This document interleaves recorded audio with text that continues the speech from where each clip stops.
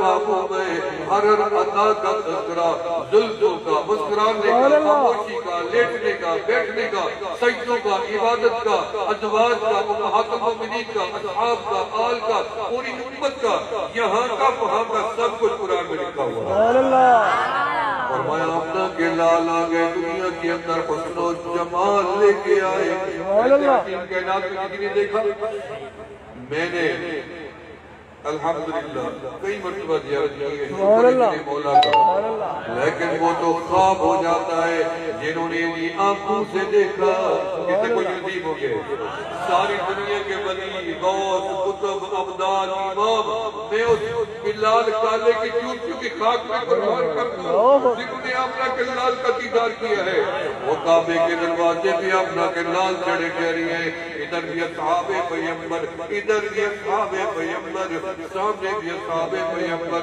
اصحابی کالنجوم، کہ تم میرے سارے صحابہ مثل ستاروں کے۔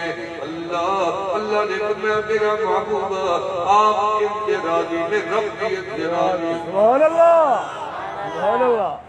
آگے ابو بکر عمر عثمان وعلی علی فداک ابی و امی رسول اللہ۔ آپ کیا دیکھ رہے ہیں؟ ہمیں دیکھ رہی ہیں؟ نہیں ابو بکر، آپ تو میری آنکھوں کے سامنے ٹھہرے ہیں۔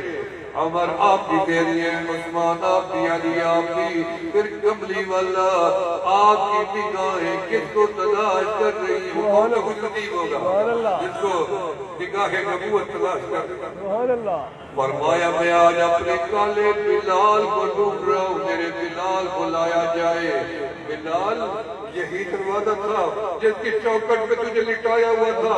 میں فران کی چوٹی سے اترا، میں نے تیری آہیں سنی، میں یہاں آیا، تیرے سینے پہ پتھر تھا، تیرے پاؤں ایڑیوں میں میخیں تھی، تیرے نیچے آگ کے انگارے تھے، اور تیری زبان سے ایک لفظ تھا احد احد احد، قل هو اللہ احد اللہ الصمد۔ تیری زبان پہ وہی لفظ تھا، آج کعبہ رب نے منع کر دیا۔ میں محمد چاہتا ہوں بلال تو میرے ساتھ کعبے میں جائے گا، اور سب سے پہلے نماز تو میرے ساتھ کہہ کے پڑھے۔ سبحان اللہ، سبحان اللہ۔ کعبے میں چلے گئے، نماز بلال اب اذان دینی ہے۔ یا رسول اللہ کہاں اذان دو؟ فرمایا چھت پہ چڑھ جاؤ۔ اللہ میرا قد چھوٹا ہے، میں کیسے چڑھوں گا؟ فرمایا میرے عمر کو بلاؤ رضی اللہ